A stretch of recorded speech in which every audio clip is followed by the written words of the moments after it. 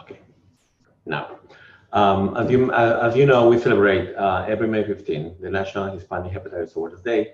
And we invite you, for those who are in New York City, please join us in the event. It's going to happen on the steps of the City Hall on May 15, 11 in the morning. Together with other organizations of New York City, we join efforts to create awareness about hepatitis in general, affecting all our communities. Today, our first webinar is going to be about viral hepatitis, just the basics, to remind everybody how these three different viruses, A, B, and C, affect our body, how we treat it, and how we can prevent these conditions. For this, we have our friend, Paul Porter.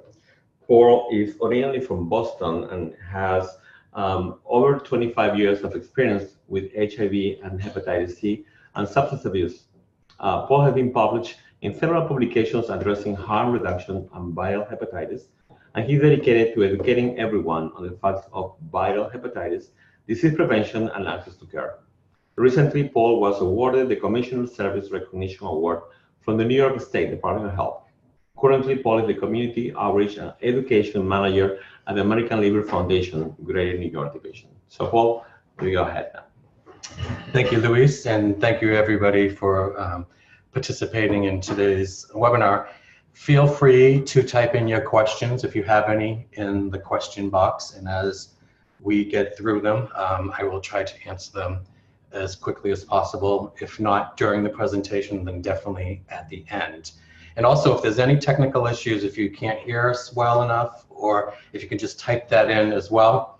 And also, we're doing something a little different. We want to do a little poll that if you could just type in the state that you are listening from, that'll help us with looking at how much our outreach has worked to reach everybody. And we see some folks from New York City have already chimed in. Thank you. So in California, Illinois, I love it. Thank you so much for that. That's really good. Keep it going. It's really helpful. Oh, great. So South Carolina, Michigan, California.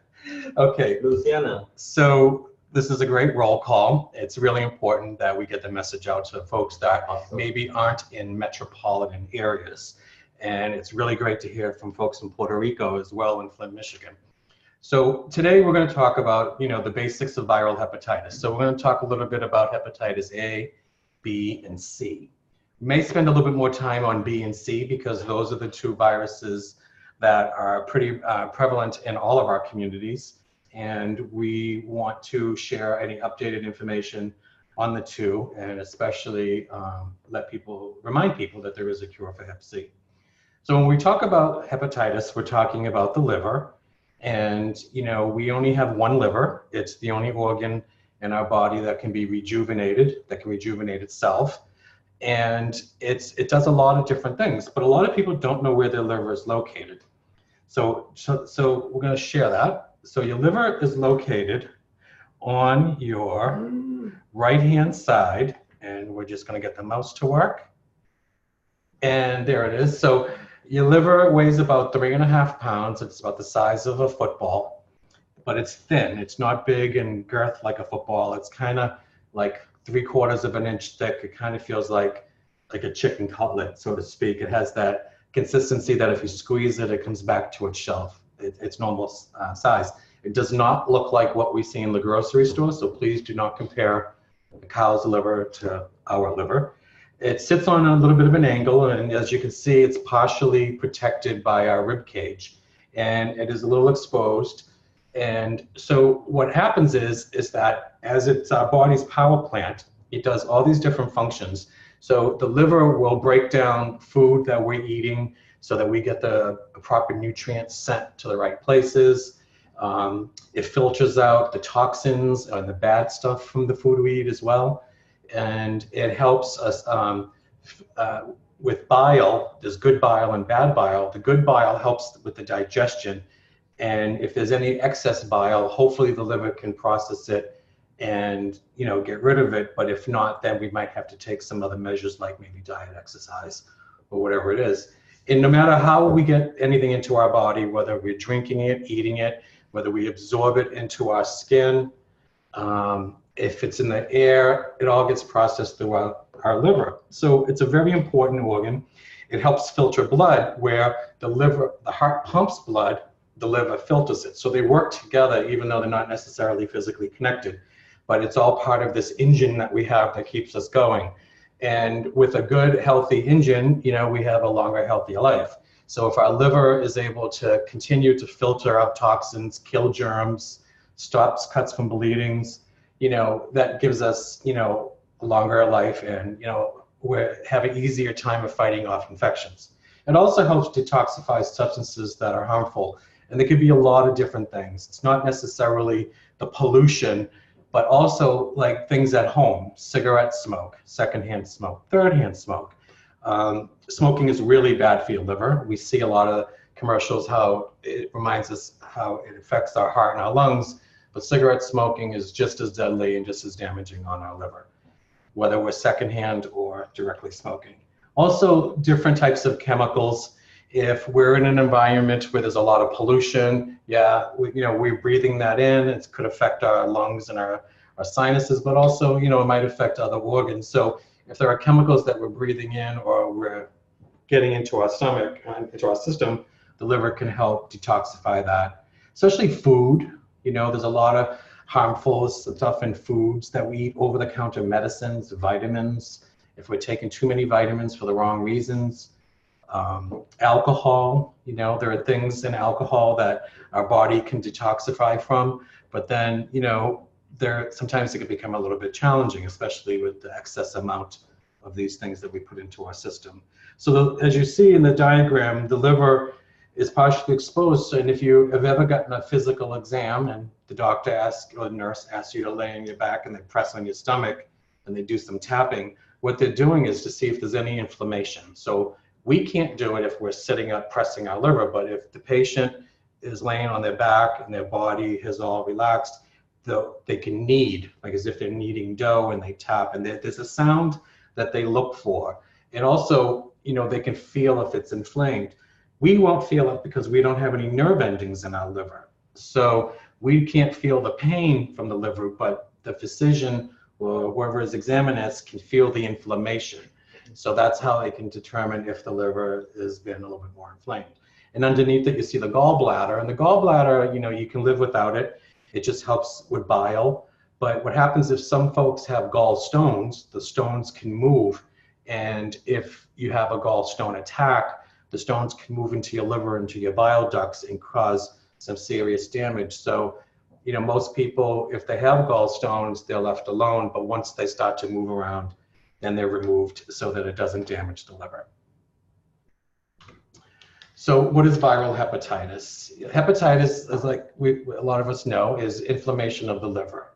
So it's usually caused by viruses, and there are many types. In this country, there's a lot of information about hepatitis A, B, and C, but hepatitis D is peeking its head a little bit, and more information will come out soon about that. Hepatitis A, B, and C are the most common types in this country. Not everybody is at risk for hepatitis A, B, or C. Not everybody gets all three. Some people may. If you get hepatitis A, it doesn't necessarily mean that it will produce or lead into another one, but if you're at risk for one, testing and screening is always important. So liver diseases are caused by many different things. Viruses, genetics could be mother to child, autoimmune disease, excessive alcohol use, poor diet, obesity. Fatty liver is a really big thing going on in many of our communities now, especially in some with school lunches that aren't very healthy for kids. So kids are at a higher risk for childhood obesity, people with high cholesterol. So there's a lot of things around fatty liver. Reactions to medicines, street drugs, or toxic chemicals. You know, people take medications maybe a little too much, or maybe they don't take them as prescribed, and that can cause some damage on the liver, because if the liver is not able to filter them and process them, then they're not going to be as effective. Same thing when the liver is trying to help build muscles. If the liver is filtering toxins and the liver is able to detox various chemicals that are harmful, then the body as a whole has a chance to work better and stronger, so that there is more muscle formation and less waste. And a lot of other factors come in, and the liver plays an important role in all of that. So getting to know the ABCs of hepatitis is a good way to start. Hepatitis A, is spread through food or water that's been contaminated by fecal matter. A lot of times if we go into restaurants, you go into the restroom and it says all employees must wash their hands before returning to work. Well, this is one of those reasons. It could be, if someone uses the restroom and they don't wash their hands and they go back to handling food, if there's been any fecal matter, bacteria that's been in contact, then it could be spread onto the food. It's usually like if somebody's like making a salad with their hands, if the people are actually physically handling the food in the preparation, that's where the contamination could happen. Not so much on the grill.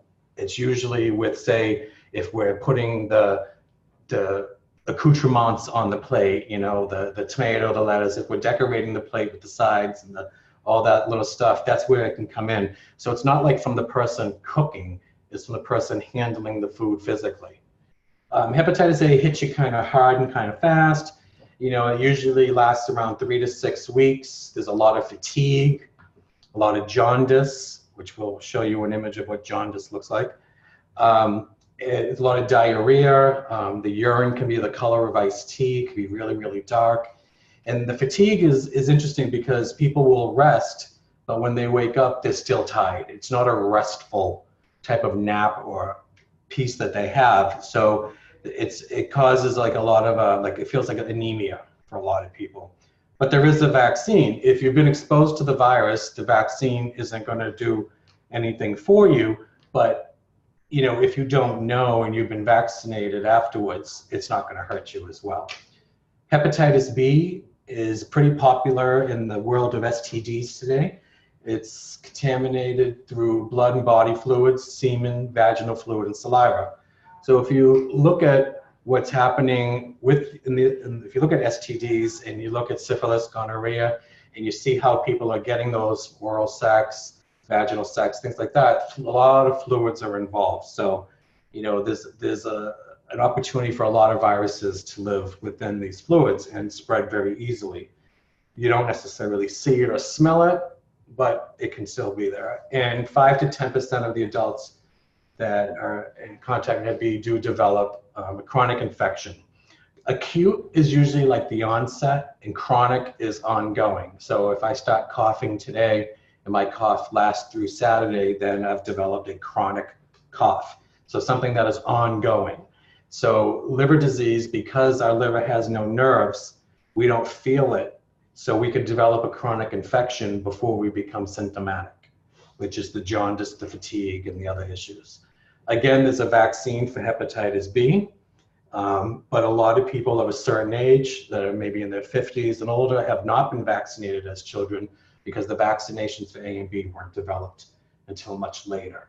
So there's a whole generation of us that missed out on the vaccines at childbirth or before school, and maybe didn't realize we needed them until we were entering college at an older age, beyond 25 or 30. So hepatitis C, it's really important to remember that it's blood to blood. So it has to be 2 pools of blood that come together. So if somebody is getting a blood transfusion, and if the equipment has not been cleaned or sterilized, or if it's not new equipment and there's any residual blood, it could happen that way through dialysis, injection drug use, if the people that are using are sharing needles and the equipment. Just because you inject drugs does not mean you're going to get hepatitis C, but if you are using contaminated equipment or equipment shared by somebody who we don't know their status, then the risk is increased. Tattooing, if the tattoos are substandard, a lot of tattoo artists, maybe not be paying close attention to the equipment they use, or maybe we're getting tattoos in unconventional settings, prison, someone's house, basement, or whatever, and some things may be shared, like the ink or even the tattoo needle. And the thing about Hep C is that people can have this for many, many years before they realize that they have a chronic infection. The majority of the people, up to 85%, that come in contact or have been exposed to Hep C will develop. And if it does become chronic, sometimes people don't know until they have advanced liver disease, or if they could be, on the cusp of getting a cirrhosis diagnosis. Question came in about which street drugs. Street drugs as a whole, if you just think of the name, street drugs, they're not made in a scientific setting. So, like crystal meth, cocaine, heroin, drugs that are injectable, there's usually very, very little drug and a whole lot of extra stuff.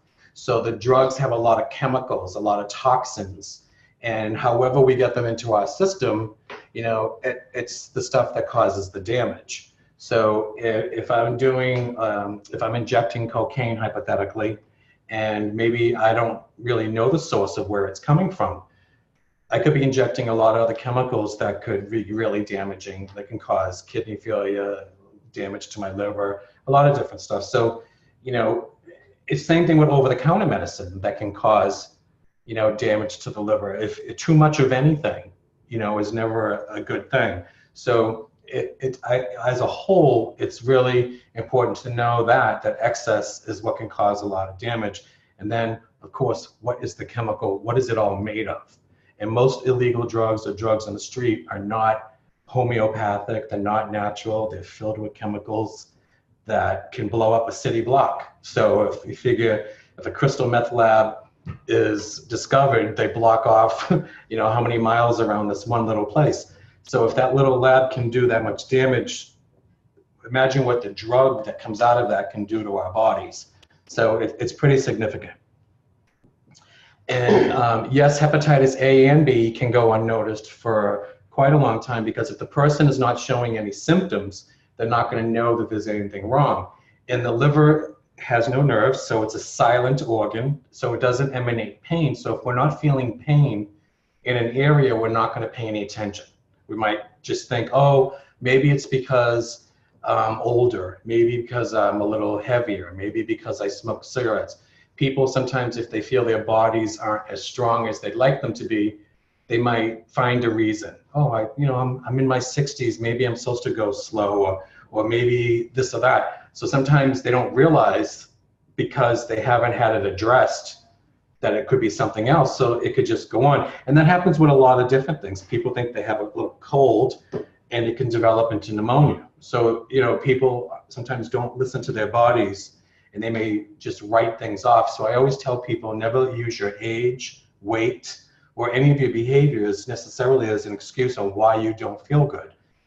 Bring it up to the doctor or to your nurse or your healthcare provider and say, for so long I've noticed this about how I feel. Or, I don't know if there's anything wrong with me. Can I get a test to see, how I'm doing? A lot of people, are very health savvy these days. They're very health conscious, because fitness and body image is such a big thing that, they're into finding out, but not everybody is, and that's okay too.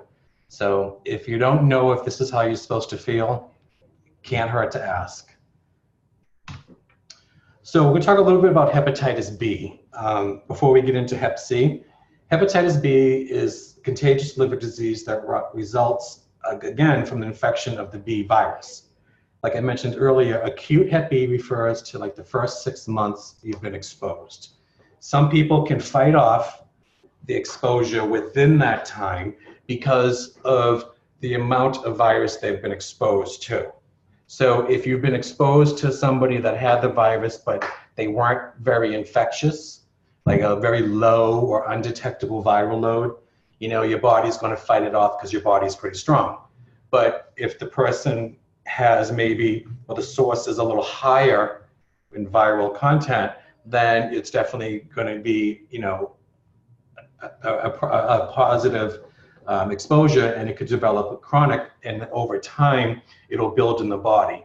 And then if the person doesn't know they have it, again, it can cause health problems. So acute and chronic are the two words. Chronic is used a lot. A lot of people don't even have the discussion about having an acute illness. It goes pretty much right to chronic. So people ask about, how do I get Hep B sexually? And, it's like I said, it's spread through blood, semen, or other bodily fluids. So if somebody, many years ago, mono used to be something that a lot of people got, and they used to call it the kissing disease. So if you were like kissing a lot of different people and there was a lot of saliva, it was based on that. So, that's like a strain of liver disease. But, hepatitis B is much more damaging. It's much more easier to catch without realizing it, because the amount of it that lives in the saliva. Saliva kills a lot of things, but it doesn't kill everything. So sometimes if you're somebody that maybe has just different experiences, you may be more at risk. So it's not a penalty, it's not a punishment, it's just what happens, and it doesn't happen to everybody, but it's very common. And the numbers are changing. Right now, the numbers are reporting around over 40,000 new infections occur every year in the United States. But, if you look at your local data, you can go to your local health department and find out what the rates are like in your area. And you might see that hepatitis B is more prevalent in this community over that community. It could be Eastern European, Asian, immigrant. It could be, young people. So you can see how the health department breaks down the information. And also, a lot of people aren't aware that there's a vaccine. So if somebody is new to the United States or new to a country not of their origin, they may not know there's vaccines available. So, nobody might say, hey, now that you're here, let's get your health together. They might not have the information. So they may have the disease and not know they have it because it hasn't been brought up. As cultural stereotypes, have a big role in that too. Some things people don't want to talk about outside of the family, outside of the house, outside of the community. So things don't often get, discussed or shared. So sometimes we always hope the young folks can bring the information home to their parents, grandparents, different generations that have been left out of this, and hopefully get the health and care that they need. So now, what's been really exciting in 2018 is the new 2-dose Hep B vaccine, which the ACIP has supported. So the ACIP is the Advisory Committee on Immunization Practices. And in 2018, they unanimously recommended the Hepatitis B vaccine for individuals 18 years or older to prevent the infection. Hep B Foundation, which is another national organization that we work closely with here in New York as well, welcomes the use of the new vaccine because, it really reaches a population that sometimes, like I said, might fall through the cracks. It could be, and especially, school-age children, when you have a child and child's getting ready to go to school, they're vaccinated in the hospital usually before they go home. But what about the parents? So now the parents and everybody else that have missed out are now able to also get this vaccine, and instead of worrying about the 3 doses over 6 months, and now it's just the first dose, the vaccine, and it's just cut down. So the 2 doses is a lot easier to manage because some people fall out of care, or we might lose them for some reason or another, so they may not follow through with the rest of the vaccines. It's easier to give somebody 2 vaccines than it is to give them 3. So this is exciting, it's new, and we want everybody to know about it. You can Google it, you can go to the World Health Organization, just look for this information in your area and talk about it amongst your coworkers, and just figure out how do we help all of our patients, all the people we serve, be aware that vaccines are easier to obtain now, and they're a lot safer and more effective than they have been in the past. So, the data that supports a lot of the importance around this is that, more than 257 million people worldwide and up to 2.2 million in this country alone are chronically infected, which can lead to cirrhosis, liver cancer of up to over 25% of those folks. Liver cancer is quickly reaching, high proportion of amongst the death of people with undiagnosed liver disease. So it's really important that people get tested. especially amongst different health disparities affecting Asian American, Pacific Islander, and African communities, in addition to infections across the country, rising along with folks that are increasing the use of opioids and injection drug use. The Hepatitis B Foundation is a leading nonprofit dedicated to finding a cure for Hep B and improving the quality of life for those worldwide through research, education, and patient advocacy. So everybody please support the Hepatitis B Foundation. It's just as important, whether it's hepatitis A, B, or C. The disease is non-discriminatory, it's everybody's disease, and there isn't one that's more important than the other. So living with liver disease, we were like, well, if my liver doesn't have any nerves, how do I know anything's happening to it? It doesn't feel anything. So let's take a look at what our liver looks like. So in the upper left-hand corner, here's a nice, pretty picture of a healthy liver. It's pinkish, it's smooth. So the coloring indicates that it has good blood flow. So, just like our skin, if our skin is nice and shiny and healthy, you can tell we have good circulation, we're pretty healthy. So here it's in our liver that is filtering the blood. It acts as like this sponge. So if you were to touch the liver, which we can't, but if you could, blood would come out because it filters the blood. So if this healthy liver was, say, my liver, and my lab said, Paul, your liver results were unremarkable, that one word, unremarkable, means that my liver probably looks like this. It's working well, it's functioning, there's no bumps, there's no ulcers, it just seems to be in pretty decent shape. And it's got a normal, shape to it, and there's the left and the right, you can see everything looks good. But then maybe over time, I may develop high cholesterol, high triglycerides, maybe I don't know, maybe my diet isn't the greatest, maybe I gained a little extra weight, and the cholesterol and all these other things are indicating that something's going on. That might mean I could be starting to develop fibrosis or fatty liver disease. So this image in the middle, before we look at the inside, if you notice the outer circle of this liver, it's not as pink as the one in the upper left. So that's one indication that something's not working right. So the color is changing. It's not as pink and bright and consistent. It's a little faded and a little lighter. But also what they did is they shaved a piece off so we can see the interior of the liver. And if you look at all the white that you see in there, that's the fibrosis and the scarring. And what's happening is the liver ducts, the bile ducts, are starting to get closed up by the scarring and the fibrosis.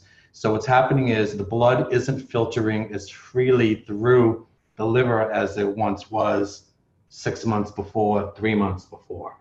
So what happens is that if I have high cholesterol, all those things that I talked about, I could be developing some fibrosis because maybe my medications aren't working as well as they did. Maybe it looks like I'm not compliant with certain medicine because, as my labs will show, oh, the issue that I'm treating is still there, or there's not enough medication in my system. It could be because the liver is not filtering the medication, it's not absorbing the medication the way it was.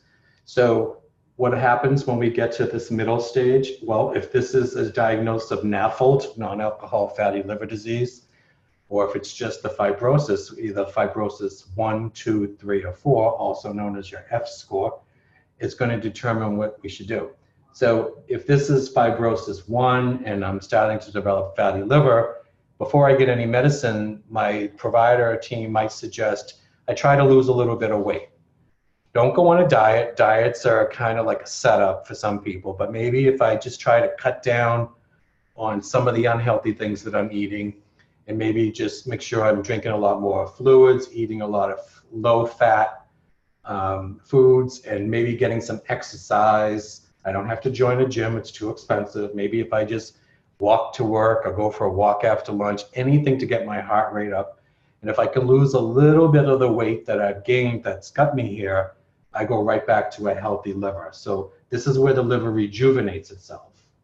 So I can start off in the upper left, end up in the middle, and then once I'm diagnosed, if I pay attention to what's going on and I get this diagnosis, I can always take measures to get my liver back to a healthy state. So another question came in is like, at what stage will the liver not bounce back? As you see in the last picture of extremely scarred liver with cirrhosis, at this stage, it's really, fair to say that there isn't any bouncing back from this. But what is happening now is that people that have cirrhosis, if they're starting to show signs of cirrhosis, and if it's found quick enough where like, okay, you're almost there, it could be slowed down and reversed. But once it gets to a certain degree, and with labs and testing, then there's really, other issues that have to happen. But it's case by case. And if you have a really active, good, honest relationship with your provider working around this, you can find ways to prevent yourself from getting to a point of no return. Unfortunately, this picture of cirrhosis is, probably end of life, or this person may need a transplant in order to stay alive.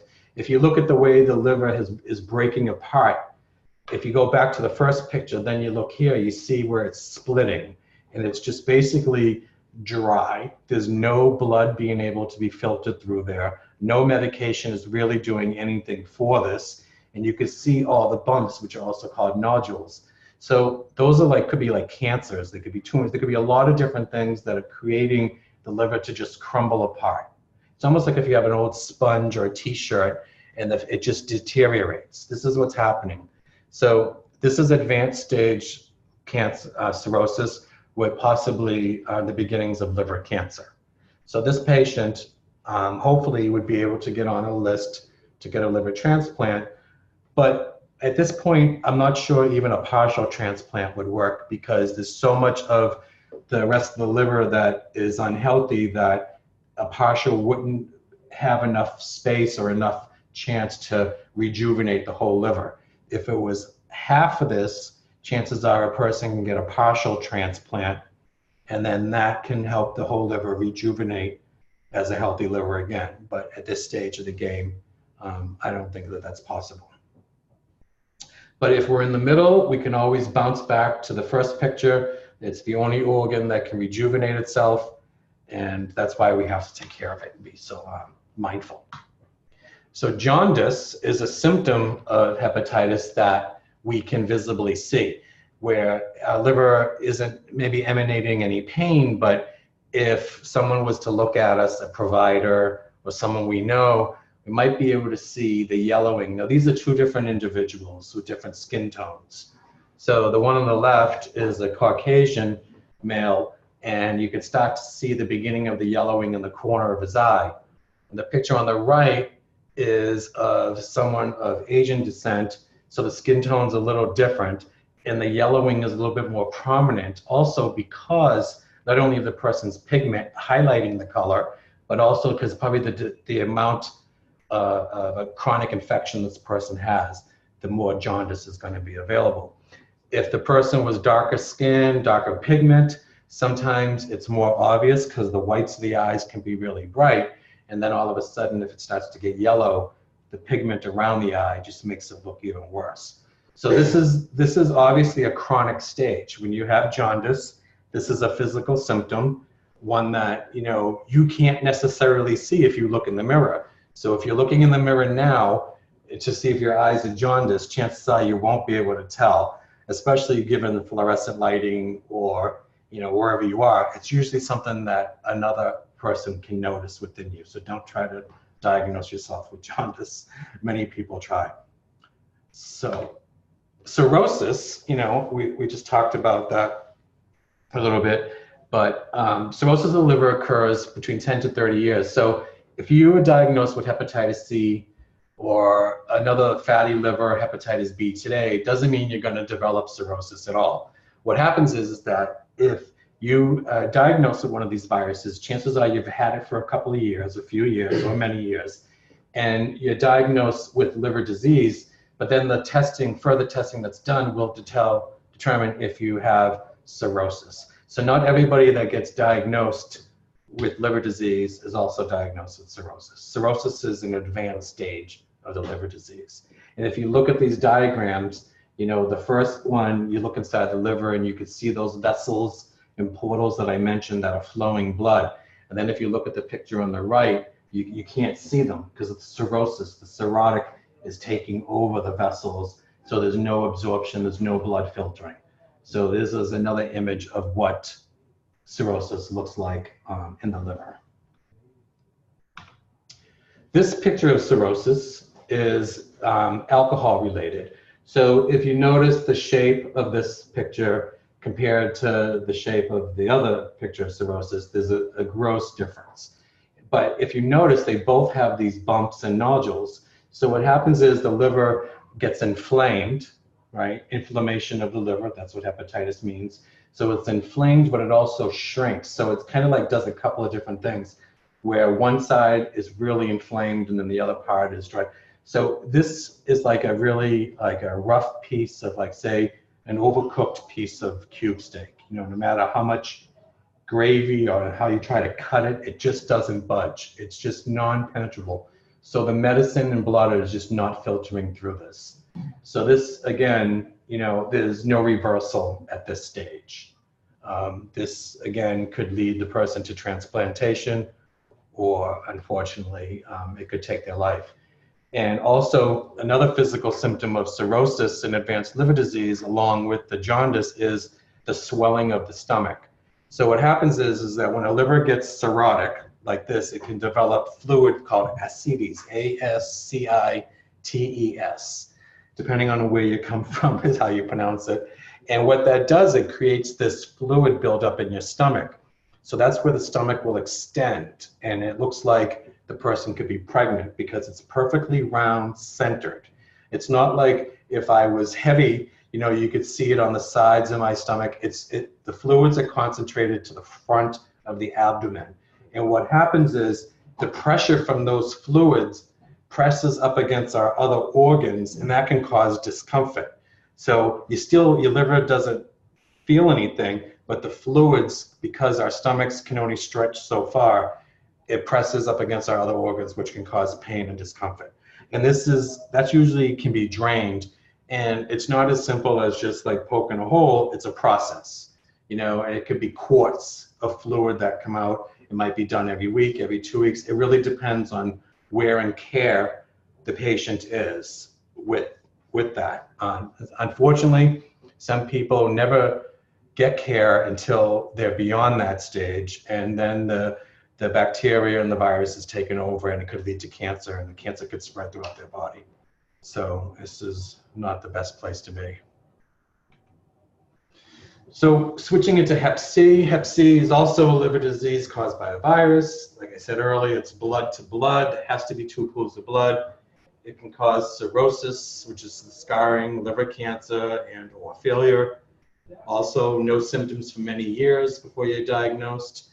If somebody was injecting drugs in the 60s and they stopped in the 1980s, they were diagnosed with Hep C, and maybe that was their only risk factor, well, that could be it. But it doesn't really matter how a person gets it. What matters is they get the diagnosis and they start care. So I don't spend a lot of time on, oh, hi, how did I get this virus? We know how people get it, and how it applies to the individual doesn't always matter so much. What matters is now that we know, what can we do to get rid of it? So that should be just a little something extra to think about. And as these numbers show, over 3.5 million people in the US are infected. Then there are the folks that don't even know they have it because they haven't been screened. And it could be for a number of reasons why they haven't been screened. So people ask, you know, should I get tested? And the answer is yes. If you've ever used needles or other equipment to inject drugs, even one time, if you're experimenting with injection drug use and, you know, you have your own gear, your own instruments, but maybe you need water and you want to use your friend's water and that's all you're using, well, even that water can be contaminated enough that could give you the virus. You're not going to get diagnosed in 30 days from exposure, but you know, it might come out later. So just be mindful that the incubation period is much longer than, typical infections. Baby boomers, were the big, population that was targeted for many years around screening and stuff, especially veterans that fought during the Korean War. But as we see with the opioid epidemics around the country, a lot more people of the ages of 19 to 29 are now being diagnosed because of sharing needles and being at higher risk. So the baby boomers have had to share the spotlight as far as making up the new numbers for Hep C. And so it reaches a lot more people now. If I'm HIV positive and I was exposed to HIV from blood contact, then that puts me also at risk for hepatitis C. Hepatitis C is 10 to 15 times more infectious than HIV. It's more infectious than HIV. More people die from Hep C than they do HIV. So if you're at risk for one, you're at risk for the other.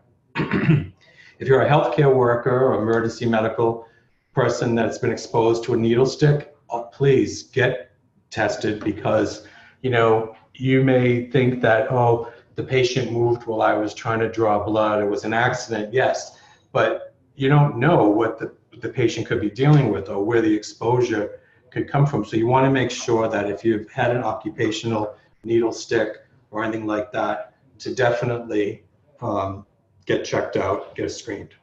Blood-to-blood products, organ transplants before 1992. If you have abnormal liver enzymes, that might be common for some people of a certain age, but it doesn't necessarily mean you should ignore it. If you have abnormal liver enzymes, you should get screened. It could just be your chemistry, but let's just make sure that that's all it is. Hemodialysis, again, a blood filtration system. And if you were born to a hepatitis C infected mother, now the important thing to remember of this is that it's only a 5% chance that the mother could give Hep C to her child. 5%, less than 5%. So a lot of factors in this is like, how infectious is the mom? How high is her viral load? Does she have a high viral load? She might not have a high viral load. So the lower the viral load, the better it is. If I have HIV and my viral load is undetectable, chances are I'm not going to be able to transmit the virus. Same thing with Hep C. If my viral load is undetectable, or if it's really low, chances are I'm not going to pass on the virus. So there's a lot of stigma around women that are pregnant, that have these diseases, and we want to reduce the stigma as much as we can and not think about, what are they doing? Let's think about how to prevent the spread. Now, the incubation period for Hep C is kind of a varied thing. It could be 14 to 180 days, depending on who you ask. So, that's like an approximate. I would just think about, your behavior or the activity that the person may have engaged in. If in the last 3 to 6 months, the person hasn't, really been engaged in any risky behavior, for Hep C, there may be some behaviors they were, involved in that could put them at risk for something else. But a lot of it depends on how much of the virus they were exposed to, how much of the source, how much blood were they exposed to. It's a lot of circumstances. And environment has a lot to do with it too. So if there's blood on the table, if someone says, how long does bacteria live in a kitchen? Well, how hot is the kitchen? How cold is the kitchen? How often, there's a lot of different things that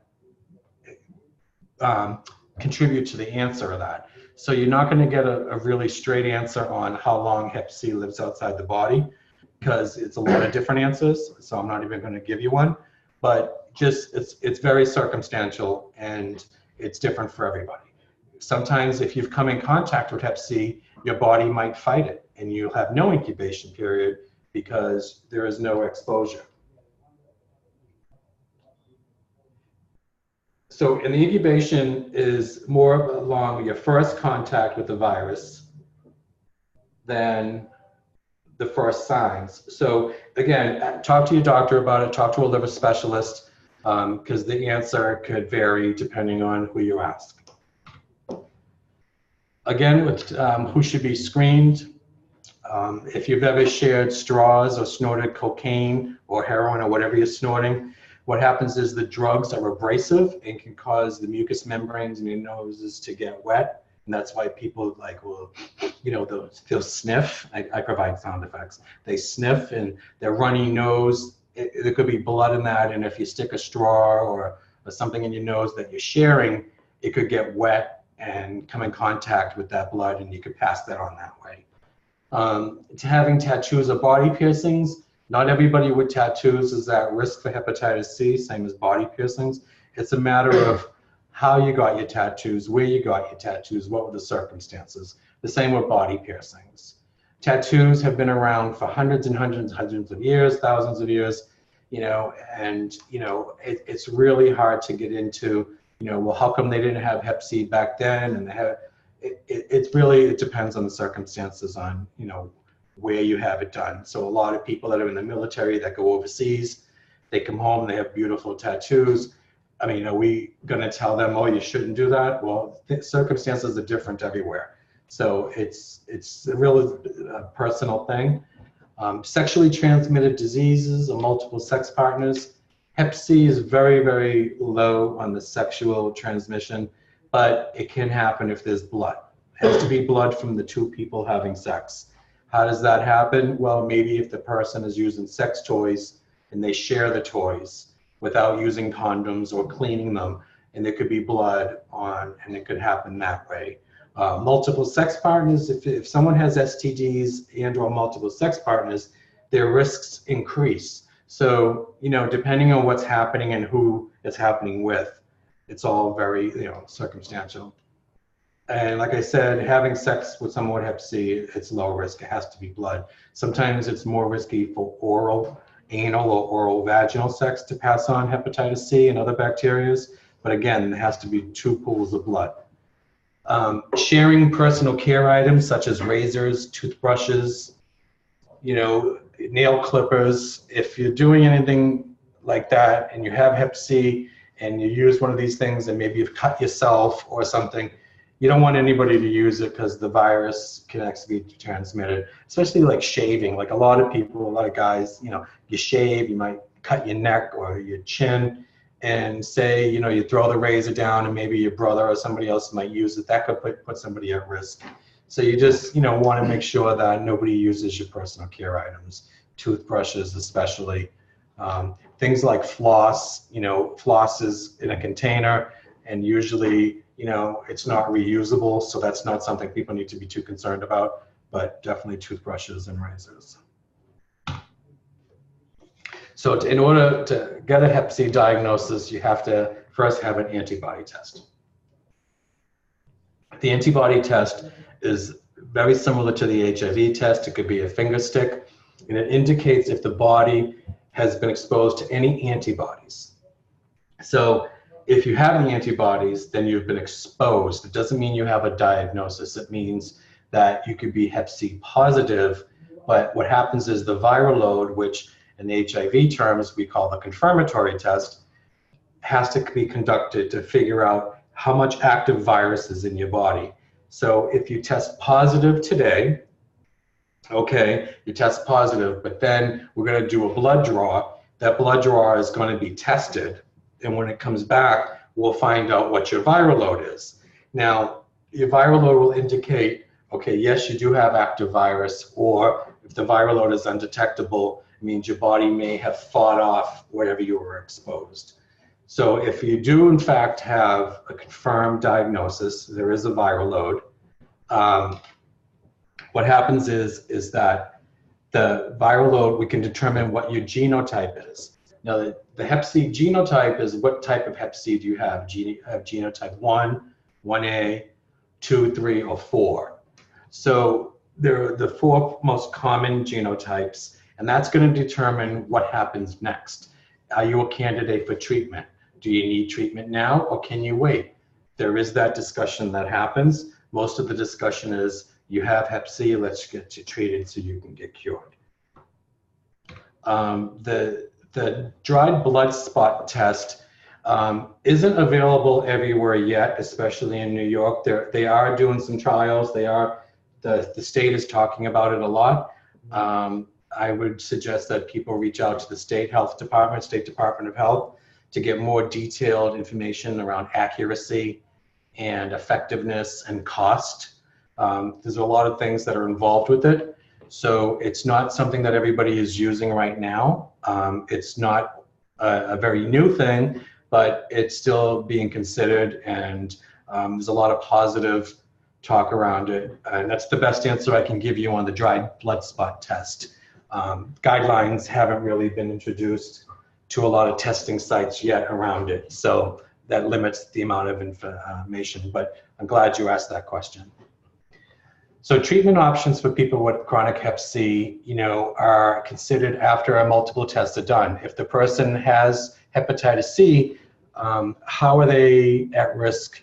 What's their chance of developing cirrhosis? How advanced is their liver disease? Has the person developed liver cancer? So they do a couple of these tests and screens before they go to the next step. And then once they've done some of these tests and say, okay, your liver's in a really great spot, this is a great time to treat you. Now we're going to determine what your genotype is. And the other thing is, what are your pre-existing conditions? Pre-existing condition could be HIV positive, it could be diabetes, it could be depression, migraines, anxiety, anything that we bring to the table with us, chronic cough, it really could be anything that may impact treatment. And also prior treatment history. Some people that have been treated more than once for hepatitis C are called treatment experienced. If this is your first time being treated for hepatitis, then you'd be considered treatment naive.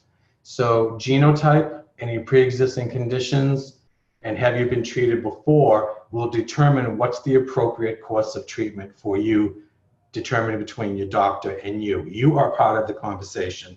Your doctor may have a suggestion, but if you have other complications or concerns like HIV or anything, you really want to make sure you're part of the informed consent and you have a say in what treatment is best for you. For a while, some Hep C drugs weren't getting along with a lot of HIV medications. So there was a discussion, what do we treat? How do we treat it? So, you have to have that conversation, and you have to make sure you know everything you need to know to make that decision. And if you still don't know, keep asking the questions until you do. If you're not have any availability to treatment, and it might be an insurance issue, it could be, and maybe you've been on all the drugs that are out there and nothing has worked, you may qualify for a clinical trial. The clinical trials are very well observed. There's a team that are involved in these clinical trials, and they're usually for a specific period of time, and they're very well managed. So it's not like you're being a lab animal. Please don't look at clinical trials that way. Everything that we've taken for any type of illness has gone through a clinical trial. So the goal of successful treatment, of course, is to have a sustained virological response, which is also, a word that we're using for cure. So the SVR means the virus can no longer be detected 3 months after medication has been completed. Okay, so before I read the rest of that sentence, if you're on a 12-week period, we know some medications are 8 weeks. If you're on medication for 12 weeks, on that last day of that 12th week, hopefully you're having a conversation with your treating provider, and they're going to say, okay, right now we have no trace of the virus, no virological response, you're pretty much undetectable, but your treatment is over. But in 3 months, you're going to have to come back, because we want to test you off after you've completed treatment, because that's where a person can relapse. The medicine might just not work. That could be part of the relapse, or we could become reinfected. So, but during that conversation, the conversation should be, okay, you're finished with your treatment. When you go home, I want you to throw away your toothbrush, your nail clippers, your fingernail files. If you shave your head, shave anything, get rid of it all, buy all new. Because if you use anything with your old blood that's infected with the virus, now you could be reinfected if you cut yourself or if you reuse some of that equipment. So you want to get rid of all that old stuff and start anew. And that way, in that 3 months of first 3 months after treatment, you're not at any risk. And of course, if you don't inject drugs or get unsanitized tattoos, if you just minimize or eliminate your risk factors, when that 3 months is over and you go back, then that's where you'll get your final diagnosis of whether you've been cured or not. So it's actually a 6-month window rather than just the 3 months. So it's 3 months on treatment, 3 months off. Please be mindful of that. A lot of stuff happens to a lot of people when they finish a course of medicine. So just like with Hep C, these drugs are really potent. So, you just want to make sure that you do the right thing. So the cure rate based on the genotype and liver damage varies. So if you have genotype 1, the cure rate is between 85 to 99%. Now, that is huge, because if you think about the interferon and ribavirin, the old standard of treatment, the chemo-like, and the horrendous side effects, and just that cure rate or success rate was maybe 45 to 65%. Here it's doubled, and genotype 1 is not always the easiest genotype to treat. Genotypes 2 and 3, the success rate goes up even higher, 95 to 99. And of course, if you have genotype 4, your success rate is up to 100%. And this is first round of treatment. This isn't necessarily somebody that has gone through multiple treatments, because if you've gone through multiple treatments, you might need a cocktail. You might need a combination therapy of Hep C drugs because of the limited amount of medications out there. If you've used mostly everything and they haven't worked, then they may have to create a cocktail and figure it out. And Adam's question about what's the most common genotype, I'd say 1 and 1A. A lot of people, when they see these commercials on TV for certain drugs, be mindful that those drugs are only for a particular genotype classes. So some of these drugs that we see, oh, I want that. Then I go to the doctor and I find out my genotype isn't part of what that drug will treat. So the commercials don't always tell us that, but just so you know, now there are drugs out there that treat all genotypes, so nobody is left out. I think in some African American communities, depending on where the testing is done and how it's reported, genotype 1 and 1A could be higher, and maybe it might even be 2 or 3. It really depends on how it's reported. So the health department reports surveillance. So the surveillance comes from where the testing is being done and how it's being reported. So in certain communities, like in New York and Harlem and the Bronx, if those areas there's a lot of screening and a lot of reports are being done, then we're going to find out that in Harlem and the Bronx, the genotype that might be more prevalent is this, based on what we've gotten reported. So genotype 1 is the most predominant with around 91%. So, but also look at your local health departments and then look at the state. I would go through your city health department first, because they have more specific surveillance and data, where the state, it's larger, so it might not always match. So go to your city. Anything over 2 years old, I probably wouldn't invest too much into. So data sometimes comes out 2 years later, which is okay, but 3 years, 4 years, 5 years, you may want to question a little bit. That's a great question. Thank you for asking. So as we wrap up, I just wanted to let people know that a lot of times people that are getting screened, they may have to go through like liver biopsies. I remember in 1999, 2001, 2003, liver biopsy was the gold standard. Everybody that got diagnosed with Hep C had to have a biopsy. And then after that, every 5 years, it was recommended that a patient with Hep C got a biopsy. It's not a comfortable thing. It's usually something that would prevent people from going on treatment, because nobody wanted to be stabbed with this huge needle. But fortunately, things have changed, and more advanced tools have come out to determine the damage and the disease state of the liver, such as the FibroScan. This is you know, it's like another screening. There's ultrasound, there's MRI, there's a lot of different things. The FibroScan, you know, is like a really brief, non-invasive process where, you know, you go into the outpatient, you lay on the doctor's table, they put some jelly on you, and they take this and they press that button and they put it between your ribs, and it sends these magnetic waves into your liver, and it sounds like a pen is clicking, like click, click, click, click, click, click, click. And what that's doing is it's sending vibrations to your liver, and then those vibrations, when they bounce back, it's being read and interpreted, and how quickly they bounce back determines that, you know, your liver's probably a lot better. The slower means your liver's probably a little thicker, it's probably inflamed. So it might be, and then as that's happening in real time, a score is being developed right there on the screen that your doctor can interpret and explain to you. So these are really like quick, safe, and very effective, but it's very costly. The machines are expensive, so not all hospitals can afford them. And also there might be a copay attached. So most doctors that are serving the Hep C population understand that insurance might be an issue. So a lot of folks that are using this are doing it at no cost because they care about the patient and they want to make sure the patient's liver is in good shape and can handle treatment. So, so this is, you know, something to ask about. Sometimes a doctor might disagree. He might say a sonogram is good enough, or but not too many are going to force you into having a liver biopsy. But, you know, it's important to have some type of a test done to make sure that, you know, there isn't any other damage or anything that's being missed. So that's about it. A last question came in. Is there a variation between genotypes by race and ethnicity? Well, it's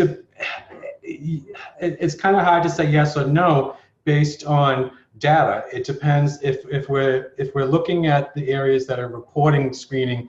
If we see a higher incidence rate in Hispanic men in the Bronx, hypothetically, than we see in Caucasian men in Chelsea, well, that's two different neighborhoods. It's two different groups of population.